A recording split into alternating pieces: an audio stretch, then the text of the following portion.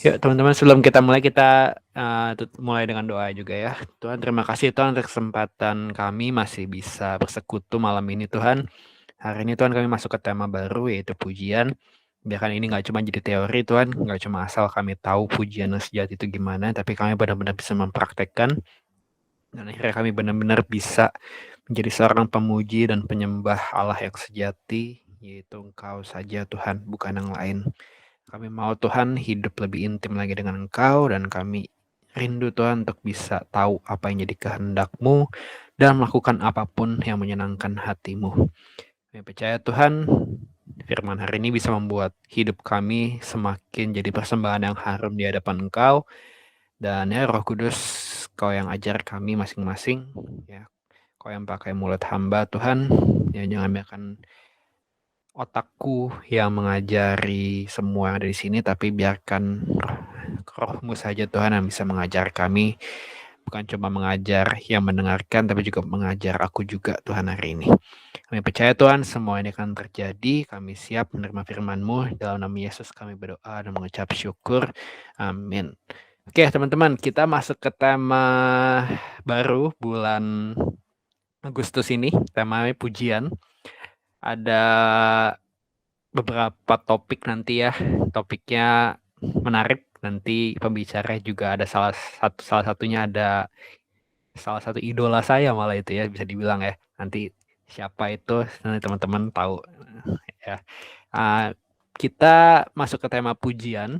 Waktu itu kita pernah ke tema penyembahan. Nah ini pujian nih sedikit mirip mungkin, tapi mungkin lebih pendekatannya lebih lain ya. Ada beberapa gereja yang bedain pujian dan penyembahan itu, kalau pujian itu pokoknya lagu cepat. Kalau penyembahan itu lagu lama. Bukan lagu lama ya, lagu lambat, sorry. Salah nggak? Ya nggak salah juga sih. Tapi sebenarnya nggak valid juga kalau ngomong kayak gitu. Kenapa? Bisa nggak lagu cepet tapi katanya worship? Mungkin teman-teman pernah denger lagu cepet yang ada kata worshipnya ya. Contoh, We worship you, haleluya. Itu ada kata worship tapi sebenarnya lagu cepet ya. Terus apa lagi? Lagu lambat pujian bisa nggak? Lebih bisa lagi ya. Apa contohnya? Pujian dari hatiku. Itu lagu apa sih? Ya pokoknya itulah ya. Ya ada pasti. Nah, itu jadi nggak valid kita ngomong, oh pujian itu harus lagu cepat, penyembahan itu lagu lambat. Sebenarnya kurang tepat lah. Ya, sebenarnya nggak apa-apa juga sih ya. Nah, saya juga kadang-kadang kalau musik di gereja ya ngomongnya begitu gitu. Tapi sebenarnya secara esensi ya itu nggak ada hubungannya. Nggak ada hubungan dengan tempo cepat, tempo lambat tuh nggak ada hubungannya. Nah, hari ini kita lihat beberapa hal ya. Arti pujian itu sebenarnya apa? Mestinya nggak ngebosenin ya. Ini sih saya waktu belajarin tentang ini, wah ini saya benar-benar kayak nggak berhenti lah sampai saya berapa jam ya, 2 jam kali saya belajar tentang ini, seru gitu. Dan semoga hari ini teman-teman juga bisa belajar dan praktekin juga. Nah kita buka di 2 Samuel 6 ayat 14 sampai 16. Dan Daud menari-nari di hadapan Tuhan dengan sekuat tenaga. Ia berbaju efod dari kain lenan. Daud dan seluruh orang Israel mengangkut tabut Tuhan itu dengan dirinya sorak dan bunyi sangkakala. Ketika tabut Tuhan itu masuk ke kota Daud, maka Mikhal, anak perempuan Saul, menjenguk dari jendela lalu melihat Raja Daud meloncat-loncat serta menari-nari di hadapan Tuhan. Sebab itu, ia memandang rendah Daud dalam hatinya. Nah ini jadi orang-orang yang paling terhormat itu Raja Israel, ya Daud. Ya dia tuh menari di hadapan Tuhan sekuat tenaga. Terus saya selalu kalau baca ayat ini, saya udah baca ayat ini mungkin berkali-kali dari saya lahir baru sampai sekarang nih. Ini Daud tuh salah satu tokoh favorit saya. Jadi ayat ini saya udah baca lebih dari 20 kali mungkin. Ya ini benar-benar sesuatu yang menarik ya, kata sekuat tenaga. Itu saya mikir menari dengan sekuat tenaga tuh kalau kita bayangin tuh dia ngapain ya? Ya, tapi kalau bisa sampai diomongin sekuat tenaga, berarti itu ada yang beda lah dari yang dia lakuin sama mungkin kalau dia gimana ngomongnya? Kalau dia misalnya sama-sama penari lain, gerakannya mungkin sama, ya gerakannya mungkin sama, tapi ada yang mencolok dari Daud. Ya, karena dia nari sekuat tenaga. Ya, teman-teman mestinya bisa bedain lah. Ya kalau biasa teman-teman lihat boy band atau girl band atau apapun itu yang dancernya banyak, gerakannya mungkin sama, tapi biasa ada 1-2 orang yang nyolok banget lah gitu. Mungkin kira-kira kayak gitu ya. Nah itu jadi nyolok, ya, nyolok banget.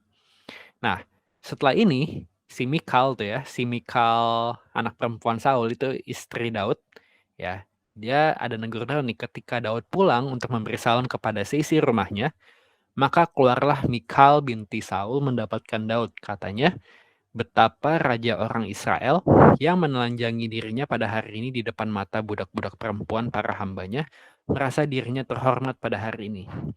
Seperti orang hina dengan tidak malu-malu menelanjangi dirinya. Tetapi berkatalah Daud kepada Mikal, di hadapan Tuhan yang telah memilih aku dengan menyisihkan ayahmu dan segenap keluarganya untuk menunjuk aku menjadi raja atas umat Tuhan, yakni atas Israel. Di hadapan Tuhan aku menari-nari, bahkan aku akan menghinakan diriku lebih daripada itu. Engkau akan memandang aku rendah, tetapi bersama-sama budak-budak perempuan yang kau katakan itu, bersama-sama merekalah aku mau dihormati. Mikal binti Saul tidak mendapat anak sampai hari matinya. Nah, itu sedikit menarik ya, kenapa dia nggak dapat anak. Ya, saya juga belum ngerti juga kenapa nggak dapat anak. Bisa, ya biasa, ya ada lah ya, kadang-kadang kita bisa lihat gitu, itu Tuhan tutup kandungan dan segala macam. Nah, tapi yang mungkin menarik banget itu, Daud mau ini, pulpennya mana ya? Daud mau menghinakan dirinya lebih daripada itu. Ya, itu aja kayak udah kesana malu-maluin sampai istrinya yang ngatain gitu ya.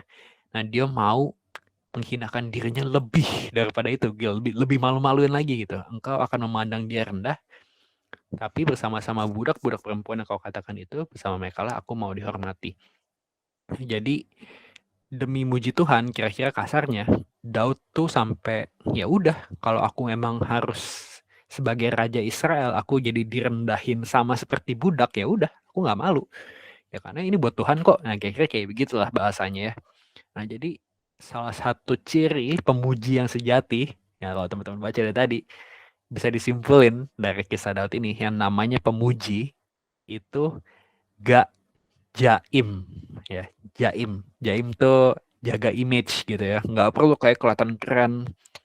Sekarang ya kita ini rahasia umum lah ya, tapi sekarang kalau mau kelihatan rohani sebagai pemuji itu gampang ya.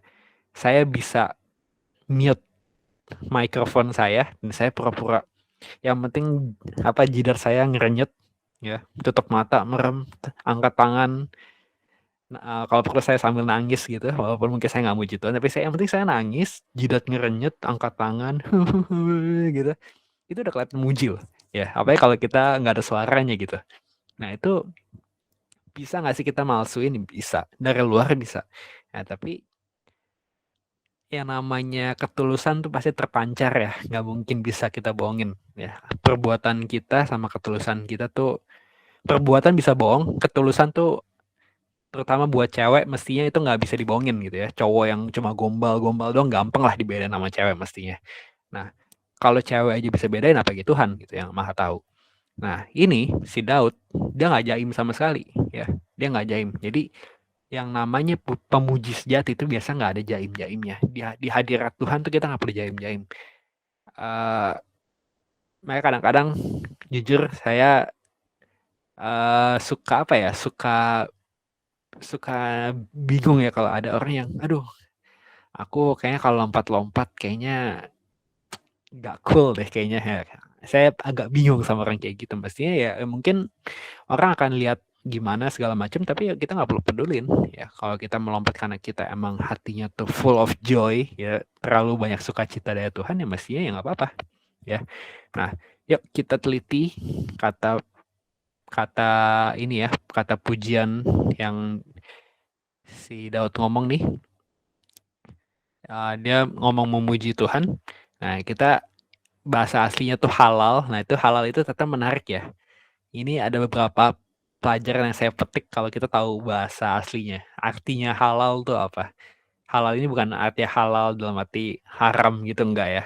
Apa lawannya haram, enggak. Ini halal bahasa Ibrani, beneran bahasa Ibrani.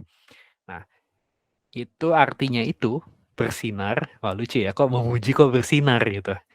Ada juga membanggakan, boast ya. Terus yang paling menarik itu ya, untuk bertindak seperti orang bodoh atau gila gitu. Nah, jadi bisa dibilang mungkin ya Daud itu nari sekuat tenaga tadi ya kayak gitu. Dia menari sampai kelihatan kayak orang orang bodoh gitu ya. Kayak orang, aduh, ini orang idiot kali ya. Mungkin apa dilihat orang kayak begitu gitu. Nah, atau dilihat orang sebagai orang gila. Ya, itu akan menyolok. Ya, pasti kalau orang begitu akan menyolok gitu. Ada kata bersinar, bersinar kan menyolok ya. Dan ada kata membanggakan. Nah, kalau disatuin, sebenarnya kalau kita muji Tuhan, mestinya itu kita menyolok sampai orang lain tuh lihat ya. Bukan artinya untuk dilihat orang lain ya enggak ya. Kita demotivasinya bukan buat dilihat orang lain, tapi kalau kita muji Tuhan, ya kita muji Tuhan, mestinya itu nyolok. Semua orang bisa lihat, wah ini muji Tuhan. Dan seharusnya karena bersinar, dia akan menarik perhatian orang lain supaya orang lain tuh jadi kayak kepengen ikutan juga gitu. Nah, mestinya kalau kita ngaku-ngaku pengikut Kristus, ya kalau kita ngaku-ngaku pengikut Kristus, mestinya ya setiap perbuatan kita ini nggak cuma bicara tentang nyanyi ya ngomong-ngomong ya, mau nari kayak ada gereja yang bahkan cara mujinya bukan nari bukan nyanyi ya, tapi lukis. Kalau teman-teman pernah lihat tuh, ya itu lagi pujian penyembahan ada pelukis ya, jadi dia melukis dalam hadirat Tuhan lah gitu. Ya nggak apa-apa, itu seni seni ya seni gitu. Dia muji Tuhan dengan seni. Ya tapi nggak cuma dengan seni aja, seni tari, seni musik, seni lukis, seni rupa. Nggak cuma itu ya, semua hal bisa sebenarnya. Semua hal bisa. Apapun yang kita perbuat, kita bisa muji Tuhan. Matematika pun bisa muji Tuhan gitu loh. Nah, jadi mestinya kita harus memuji Tuhan sampai menarik perhatian orang karena terlalu nyolok, terlalu bersinar ya. Harus bersinar, ya orang lihat, oh ini orang membanggakan Tuhan banget nih. Kayaknya aku jadi kepengen emang Tuhannya kayak apa sih? Aku pengen banggain Tuhan itu juga deh. Aku pengen kenal Tuhan itu juga deh. Mestinya pujian kita tuh kayak gitu. Arti sebenarnya tuh seperti itu halal. Nah, makanya halal ini adalah asal kata dari haleluya. Nah, haleluya itu, kalau teman-teman mau tahu haleluya itu ya artinya sebenarnya puji Tuhan, udah titik gitu, puji Tuhan. Nah, tapi puji Tuhan ini kan kadang Tuhan itu kan apalagi bahasa Indonesia gitu, Tuhan itu banyak ya sebenarnya. Bisa ada Tuhan huruf kecil, bisa juga Tuhan huruf gede gitu, T-nya itu. Nah, yang bedain haleluya dari puji Tuhan Tuhan biasa ya itu Yahnya itu sebenarnya ada kata Yahweh. Jadi kita nggak haleluya itu bukan buat Allah huruf kecil yang lain, tapi haleluya itu khusus ya buat Yahweh, buat Allah Israel gitu ya, Allah Israel. Khusus buat Bapa, Putra, dan Roh Kudus. Nah itu kata haleluya itu ternyata maknanya kayak gitu. Jadi kita nggak bisa bilang untuk Tuhan huruf kecil dari ajaran lain ya itu kita pakai kata kita mau memuji Tuhan itu pakai kata haleluya, nggak bakal bisa. Ya ini khusus buat Allah Israel aja sebenarnya. Maknanya tuh kayak begitu. Nah, jadi intinya adalah lewat kata halal itu ya kita membanggakan Tuhan. Kita flash brightly, bersinar, bertindak seperti orang bodoh atau gila. Nah, Tuhan tuh berhak menerima pujian yang terbaik. Ya sekali lagi, gak cuma musik, gak cuma tarian, gak cuma apalagi tadi lukisan mungkin. Ya, tapi semua hal bisa. Memasak bisa nggak muji Tuhan? Ya bisa. Ya makanya apapun yang kita kerjakan lakukanlah dengan benar gitu. Lakukan dengan baik semuanya. Bahkan hal-hal kecil kalau kita lakukan dengan baik ya itu sebenarnya pujian gitu. Walaupun mungkin ya sepele kelihatannya, tapi Tuhan lihatlah pujian yang terbaik dari kita. Lalu Tuhan juga pastinya berhak kita banggakan. Tuhan tuh berhak kita banggakan ya karena semua perbuatan Dia tuh baik. Ya, makanya selalu pujian tuh kan selalu begitu. Pujilah Dia sebab Dia baik. Ya, you are good all the time you are good, itu udah pujian paling klasik ya kalau orang US, orang Amerika tuh kalau udah God is good. Nah, itu jemaat langsung jawab tuh all the time. Terus pastor jawab lagi and all the time. Jemaat jawab lagi God is good. Itu udah pujian klasik lah itu di Amerika gitu ya. Nah, Tuhan jadi berhak kita banggakan karena emang Dia baik dan berhak kita banggakan. Lalu Tuhan juga berhak atas kebodohan kita gitu. kebodohan dalam tanda petik ya, tapi ya Tuhan berhak, intinya tuh Tuhan jadi berhak atas apapun ya. Makanya kita apapun yang kita kerjain, kita benar-benar harus motivasinya itu muji Tuhan ya. Saya ingat dulu pertama kali saya, tahu teman-teman tahu, saya dulu main sulap. Saya bukan dari background anak yang suka sulap, saya baru main sulap tuh tahun 2016 mungkin. Karena saya pikir dulu, oh menarik ya, lihat sulap itu lucu ya gitu. Nah, akhirnya saya belajar sulap yang gampang-gampang, dan akhirnya waktu itu saya bilang, kenapa nggak ada orang pakai sulap buat nyembah Tuhan ya. Nah, akhirnya saya buat kreatif sendiri tuh dulu, sulap buat nyampein firman Tuhan, dan ternyata saya baru tahu ternyata banyak yang kayak gitu ya, tapi nggak, jarang aja gitu, tapi ada gitu, bahkan ada komunitas saya ikut. Intinya apapun yang kita kerjakan, kita bisa kok bawa-bawa Tuhan ke apapun itu. Dulu saya tanpa tahu ada yang namanya pesulap rohani, dari saya belajar sulap karena hati saya pengen semua serba Tuhan ya. Saya pas belajar sulap pun saya pengen libatin Tuhan gitu ya. Jadi teman-teman bisa apapun itu, mau olahraga kayak mau desain, mau apapun itu bisa kok sebenarnya kita libatin Tuhan, karena ya Tuhan berhak atas semuanya gitu, dari kita. Nah, saya akan bagiin 4 arti pujian ya. Tadi yang pertama udah jelas ya. Pujian itu adalah bukti kalau kita tuh pengikut Kristus. Tadi ya, haleluya ya, ada yahnya itu Yahweh. Jadi bukan buat Tuhan huruf kecil yang lain, bukan buat Allah huruf kecil, bukan buat berhala. Nah, tapi benar-benar pujian buat itu Allah Bapa, Tuhan Yesus, dan Roh Kudus. Nah, itu kalau kita memuji itu sebenarnya bukti. Ya, ini orang yang ikut Tuhan, salah satunya adalah hidupnya itu pasti penuh pujian. Ya, itu udah mutlak syaratnya, tanpa perlu dipaksa. Orang yang cinta Tuhan pasti hatinya penuh dengan pujian. Nah, yang kedua, nah ini Tuhan Yesus pernah kutip kitab Mazmur ya, lalu mereka berkata kepadanya, engkau dengar apa yang dikatakan anak-anak ini. Nah, ini jadi pas kejadiannya tuh pas Tuhan Yesus masuk ke Yerusalem ya, itu kalau dikenalnya Minggu Palma gitu ya. Nah, ini pas kejadian Minggu Palma, Tuhan Yesus naik kuda ya, naik keledai masuk ke Yerusalem. Dia dipuji-puji Tuhan, Hosana, Hosana, Hosana, Hosana lah. Lalu musuh-musuhnya ya itu ngomong kayak gini, engkau dengar apa yang dikatakan anak-anak ini? Nah, kata Yesus kepada mereka, aku dengar. Belum pernahkah kamu baca, dari mulut bayi-bayi dan anak-anak yang menyusu engkau telah menyediakan puji-pujian. Nah, ada kata itu ya, mulut bayi-bayi dan anak-anak yang menyusu engkau telah menyediakan puji-pujian. Ya, telah menyediakan puji-pujian.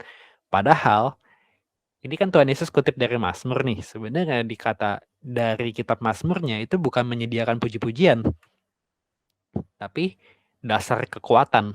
Ya, bukan puji-pujian, tapi dasar kekuatan. Jadi dari mulut bayi-bayi dan anak-anak yang menyusu telah kau letakkan dasar kekuatan karena lawanmu untuk membungkamkan musuh dan pendendam. Jadi teman-teman, sebenarnya ya, salah satu arti pujian yang Tuhan Yesus bilang, dia puji-pujian disamakan dengan dasar kekuatan. Ya, percaya nggak sih teman-teman? Sebenarnya ya itu, puji-pujian itu sebenarnya termasuk dasar kekuatan kita.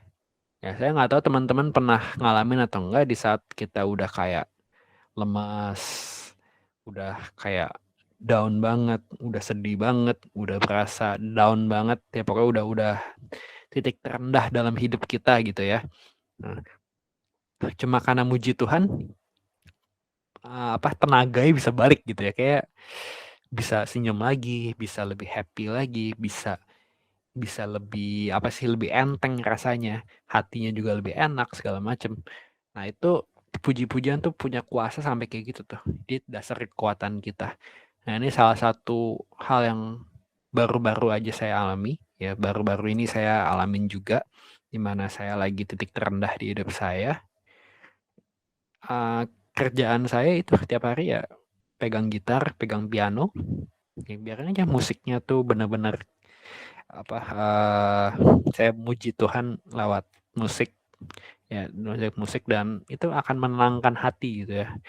Makanya sebenarnya penting banget juga buat pemain musik ya, kita harus tahu, nanti saya jelasin deh. Tapi penting juga makanya buat yang teman-teman yang buat main musik, ternyata muji Tuhan tuh nggak harus pakai kata-kata kok. Ya lewat yang kita mainin instrumen kita, mau gitar, piano, drum, apapun itu bisa sebenarnya muji Tuhan asal hati kita tetap fokus sama Tuhan. Ya, jangan cuma main doang gitu ya. Ada orang yang muji Tuhan tapi kesannya malah kayak cuma main band biasa gitu buat kayak konser doang. Itu bukan muji Tuhan ya, itu namanya performance, itu namanya apa sih, pertunjukan, itu bukan muji Tuhan. Ya, tapi intinya puji-pujian itu dasar kekuatan kita juga di titik terendah kita, sama kayak Tuhan Yesus bilang, puji-pujian itu dasar kekuatan. Ya itu di titik terendah hidup kita, kalau kita lagi sedih banget, kita lagi down banget, ya puji Tuhan, ya muji aja Tuhan di situ. Nah, itu maka ada istilah kan pujian di tengah badai ya. Ya kita harus puji Tuhan di tengah badai itu. Dan percayalah, ketika kita muji Tuhan di tengah badai, fokus kita juga pasti kaalih ke Tuhan. Dan pastinya ya enak gitu ya. Enak lah pasti. Ya ada sesuatu yang kita dapat, ada tenaga, kekuatan baru yang kita dapat kalau daripada kita nggak nyembah, malah kita bersedih-sedih segitu. Oke, yang ketiga. 2 Tawarikh 20 ayat 14 sampai 24. Nah, ini agak panjang.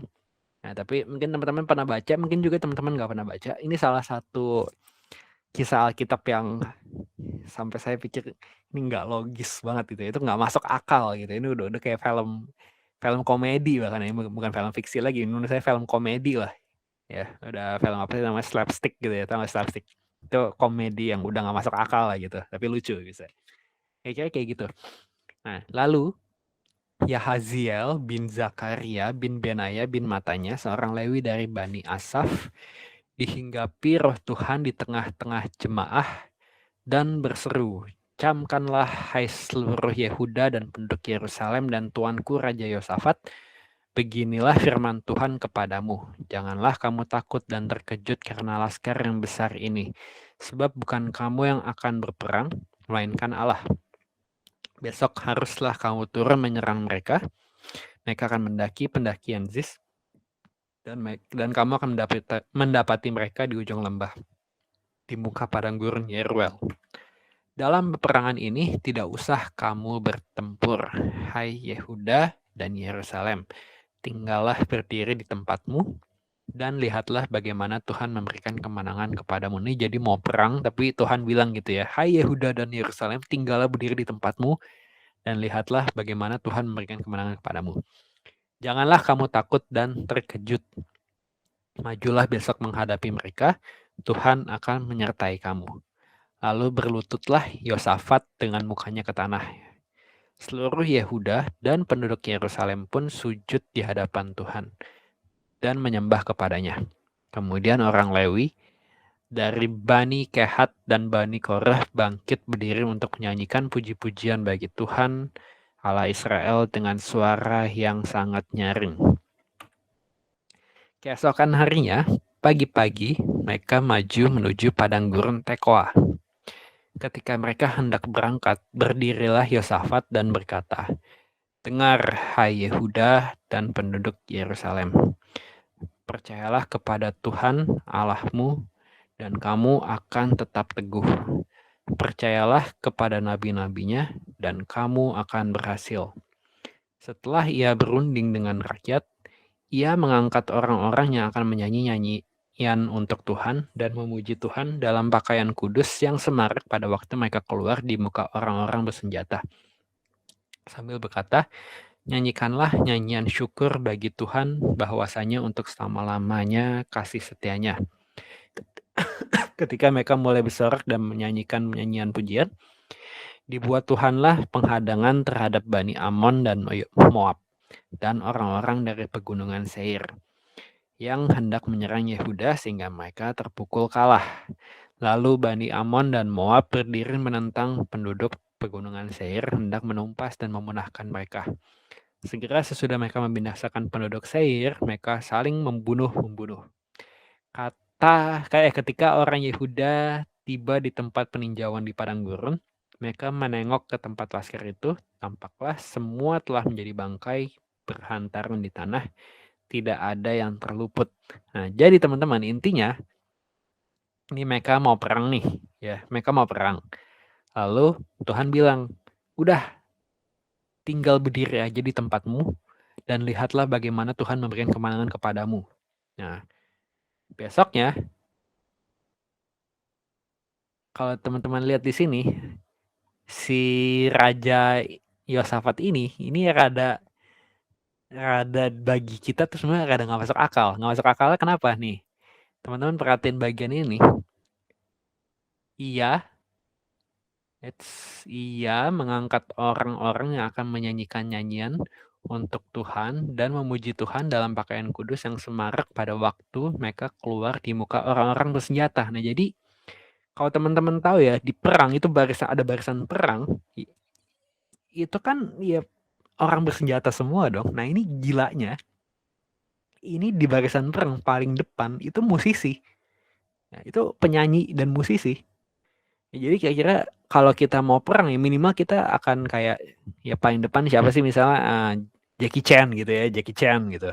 Yang bisa berantem lah pokoknya, yang bisa perang gitu.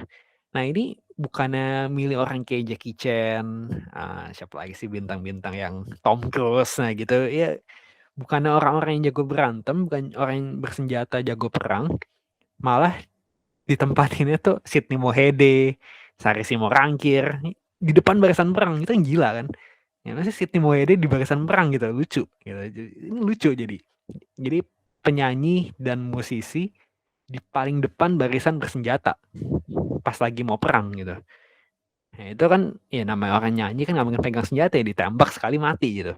Nah, tapi justru mereka punya ide kayak gitu ya, mereka pakai pujian mereka di barisan perang karena mereka sadar di sini ya pujian itu senjata ya.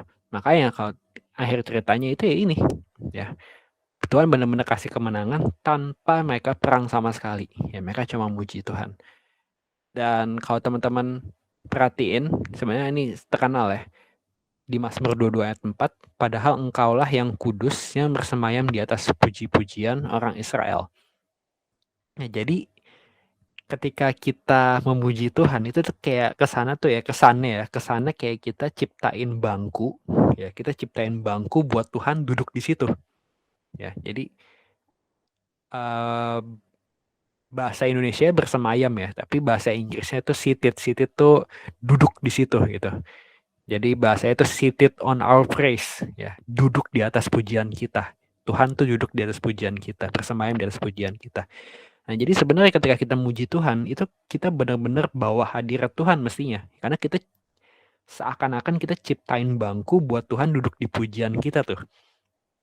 Nah, ini menurut saya ya, saya nggak tahu ini benar atau enggak, tapi menurut saya, kenapa kalau teman-teman tahu ini tembok Yeriko, ya tembok Yeriko pas bangsa Israel itu teriak memuji Tuhan, roboh gitu ya, temboknya bisa roboh, tembok yang paling kokoh di zaman itu bisa roboh hanya karena teriakan pujian.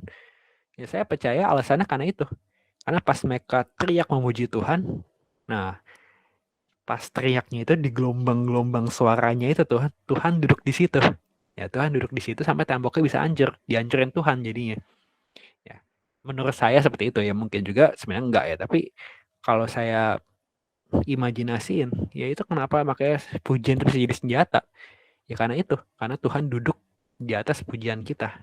Ya makanya Tuhan berperang ganti kita. Ya makanya kalau kita mau Tuhan berperang buat kita juga, ini termasuk bisa jadi senjata rohani kita nih. Kita muji Tuhan. Ya kita muji Tuhan. Pujian itu jadi senjata rohani kita. Itu menarik ya. Saya tahu ada worship leader kesukaan saya. Itu dia pernah cerita ketika dia pertama kali punya anaknya itu terus sesak nafas gitu ya tiba-tiba. Nah itu dia bilang ini sebagai bapak ya, sebagai bapak itu tuh pemandangan yang gak enak banget, lihat anak sendiri sesak nafas itu gak enak banget dilihatnya. Nah tapi apa yang dia lakuin ya dia muji Tuhan.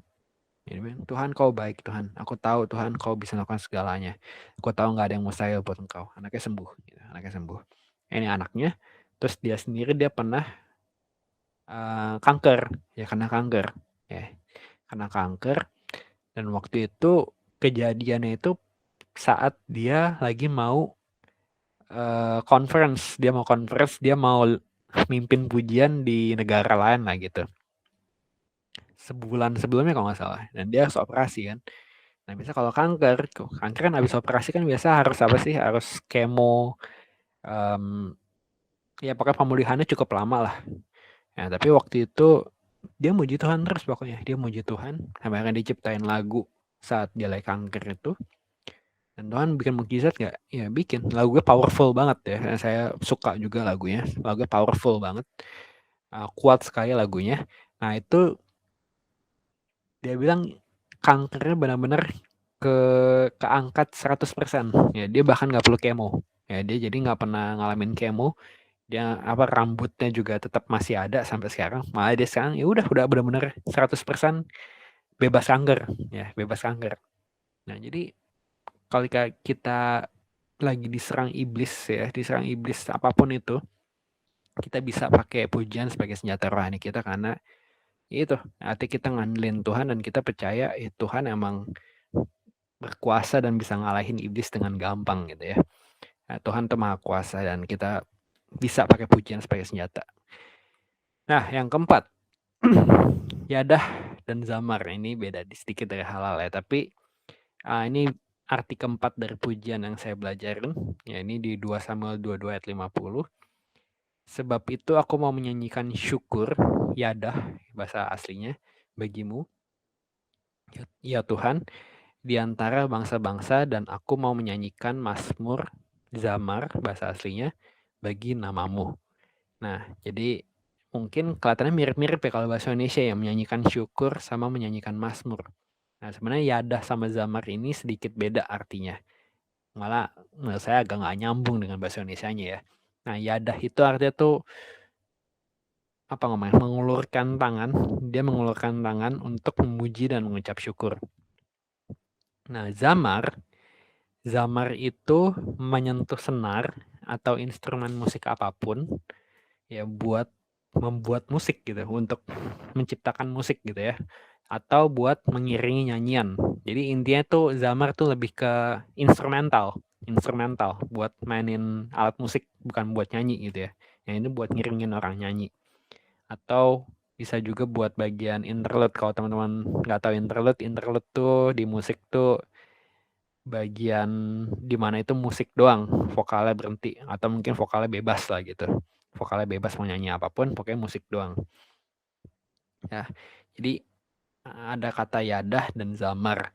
Nah, sebenarnya ini yadah itu lebih ke buat mengucap syukur. Jadi kita ngangkat tangan tuh sebenarnya kita buat mengucap syukur lah sebenarnya. Arti ngangkat tangan tuh sebenarnya buat memuji dan mengucap syukur. Jadi sebenarnya puji-pujian itu sebenarnya adalah salah satu tanda dari hati yang penuh syukur. Nah, saya percaya nih kalau kita hatinya emang mau berterima kasih sama Tuhan. Makanya selalu orang bilang kan ya, puji Tuhan, puji Tuhan, puji Tuhan. Sebenarnya kata puji Tuhan itu sekarang udah jadi bahasa latah ya untuk orang Kristen mungkin ya. Saya jarang sih ngomong kayak gitu. Kenapa? Karena ya udah jadi kayak latah aja. Oh ya puji Tuhan, puji Tuhan. Sebenarnya kata puji Tuhan tuh lebih deep dibandingkan itu sebenarnya. Puji Tuhan tuh seharusnya bener gak kita ketika kita ngomong apa kabar? Puji Tuhan baik. Bener gak kita puji Tuhan di situ? Atau cuma latah-latah doang, latah-latah orang Kristen gitu ya. Nah, jangan sampai kita ngomong puji Tuhan tuh jadi rendah artinya cuma karena kita latah doang, latah Kristen. Nah, bukti kita punya hati yang penuh syukur adalah kita muji Tuhan. Nah, makanya tadi ini yang saya tambahin dikit tadi ya, zamar itu buat teman-teman yang main musik, atau teman-teman ini nggak usah main musik lah ya, apapun itu, teman-teman mau gambar kayak mau apa, percaya nggak sih setiap yang kita lakuin, kita mau main musik, kita mau masak mungkin, bisa nggak kita kayak ciptain bangku buat Tuhan tuh duduk di situ ya. Saya lihat ke video salah satu, saya lupa nama orangnya siapa, apakah dia waktu itu ngajarin gitu ya, Banyak orang mikir kalau muji itu harus pakai kata-kata. Makanya nggak bisa kita main musik doang. Kita harus sambil nyanyi. Ya. Gimana cara kita ngomong Tuhan, Tuhan engkau sungguh baik, tapi kita cuma diem doang mulutnya. Ya, kita cuma main doang gitu, mulutnya diem. Gimana cara kita bisa bilang Tuhan engkau sungguh baik? Sebenarnya ketika kita main musik atau ini, sebenarnya ini dia ngomongin konteksnya musik sih ya, tapi ketika kita misalnya main musik, kita main alat musik, misalnya kita percaya ya, ketika kita genjreng gitar, kita mencet tuts piano, dari nada-nada yang kita hasilkan, misalnya kita tuh bener-bener bayangin kalau kita tuh ciptain bangku buat Tuhan tuh duduk di situ. Jadi jangan cuma main doang, jangan cuma asal main bagus, terus sudah kita bilang itu kita muji Tuhan. Bisa nggak kita tetap bayangin kita tetap stay close gitu, tetap dekat sama Tuhan, tetap intim sama Tuhan. Ketika kita walaupun kita nggak ngomong apa-apa, kita main doang, kita benar-benar intim sama Tuhan di situ. Nah itu pujian termasuk, itu pujian termasuk.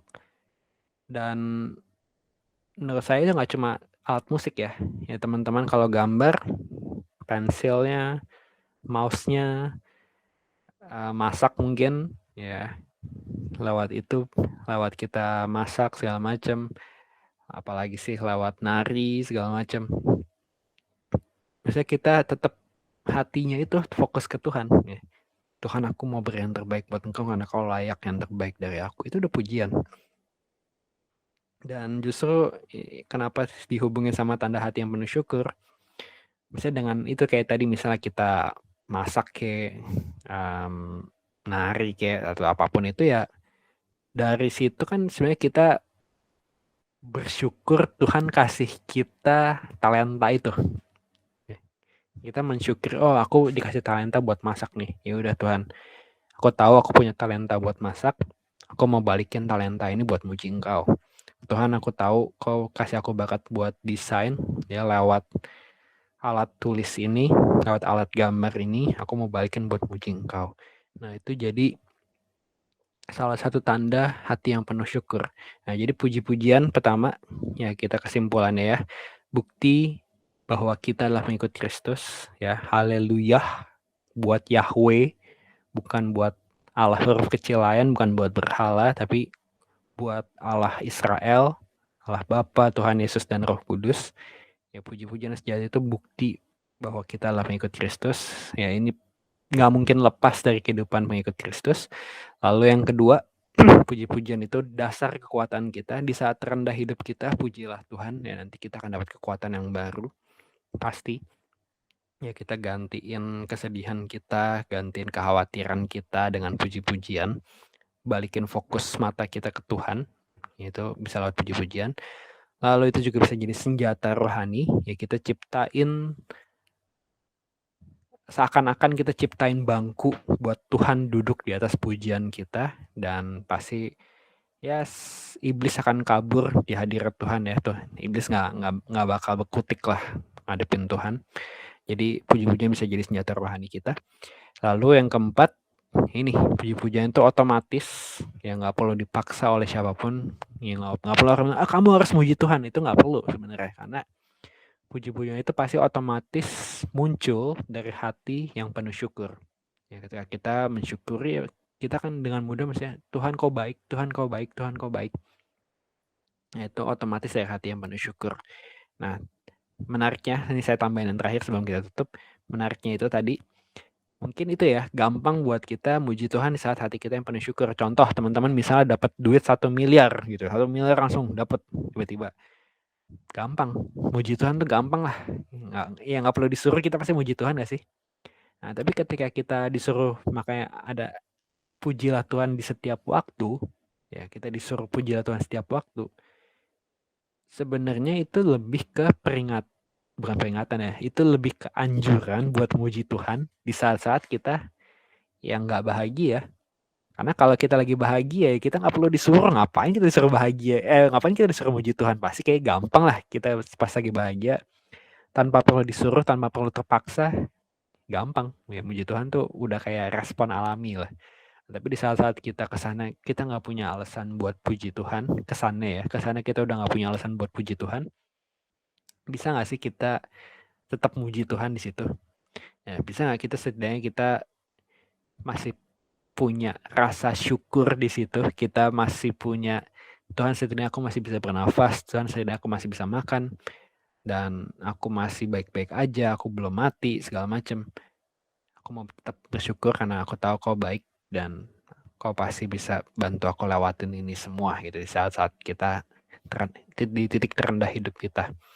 Nah, jadi itu teman-teman 4 arti pujian. Ya, saya berharap teman-teman juga bisa makin punya perspektif yang beda dari memuji Tuhan. Jangan cuma sekedar latah Kristen gitu, latah Kristen. Oh, puji Tuhan, puji Tuhan, puji Tuhan. Tapi sebenarnya nggak muji Tuhan. Nah, ini puji-pujian tuh misalnya bukti bahwa kita adalah pengikut Kristus sejati. Itu bisa jadi dasar kekuatan kita di titik terendah kita. Bisa jadi senjata rohani kita saat kita lagi menghadapi serangan iblis. Dan pastinya itu tanda hati yang penuh syukur. Di setiap keadaan, Paulus bilang, ucaplah syukur dalam segala hal. Amin. Yuk kita tetap dalam doa. Tuhan, terima kasih Tuhan atas kesempatan kami Tuhan bisa mendengar firman-Mu hari ini. Kami percaya Tuhan, hari ini kami sudah belajar untuk memuji Engkau dengan lebih pujian yang sejati. Kami tahu Tuhan, mungkin selama ini ada di antara kami yang masih sulit memuji Engkau, terutama di titik-titik terendah hidup kami. Tapi ingatkan kami Tuhan, bahwa Kau tetap baik, dan kami bisa ngaku-ngaku pengikut-Mu. Artinya hati kami masih otomatis selalu ingin memuji Engkau, karena kami tahu Tuhan Kau baik dalam segala hal. Gak ada satu situasi pun di mana Kau jahat kepada kami. Kami tahu Kau tetap baik. Dan bukti bahwa Kau baik adalah kami masih bisa bernafas dan kami masih bisa berhubungan dengan Engkau detik ini Tuhan. Itu semua adalah kasih karunia-Mu. Dan biarlah Tuhan kami sadar Tuhan, puji-pujian kami harus tulus. Kami gak mau cuma sekedar kelihatan di luar memuji saja, tapi kami mau deep down dari hati kami benar-benar memuji Engkau. Ya, sadari kami juga Tuhan, puji-pujian adalah dasar kekuatan kami. Dan kami juga ini bisa jadi senjata rohani kami. Ya, ketika kami menghadapi serangan iblis, ketika kami di titik terendah hidup kami, biarkan kami bisa belajar Tuhan tetap memuji Engkau, ya, daripada menghabiskan waktu untuk khawatir. Kami malah jadi takut ini itu. Lebih baik Tuhan kami habiskan waktu kami untuk memuji Engkau. Dan kami ingin tetap mengucap syukur kepadamu Tuhan atas segala yang Kau perbuat di hidup kami. Dan kami tahu apapun yang terjadi di hidup kami itu bukanlah hasil dari Kau kehilangan kendali atas hidup kami. Kami tahu Tuhan Kau tetap pegang kendali di hidup kami, dan kami percaya segala sesuatu ketika kami mengandalkan Engkau, segala sesuatu pasti akan baik-baik aja dan akan mendatangkan kebaikan. Kami percaya Tuhan, semua ini akan terjadi di hidup kami, di mana kami akan tambah intim dengan Engkau. Ya, biarkan kami tetap Tuhan mengejar keintiman dengan Engkau. Ya, biarkan pujian-pujian kami juga bisa menarik orang supaya mereka juga ingin memuji Engkau juga Tuhan. Kami gak mau hidup kami gak jadi berkat. Kami mau Tuhan hidup kami jadi berkat. Kami mau apapun yang kami lakukan, kami bisa tambah intim dengan Engkau, dan kami juga bisa membuat orang lain tambah intim dengan Engkau juga Tuhan. Membuat orang lain ingin mencari Engkau lebih lagi juga. Ya Tuhan, dengan iman Tuhan kami percaya semua ini akan terjadi di hidup kami. Di dalam nama Yesus kami berdoa dan mengucap syukur. Amin.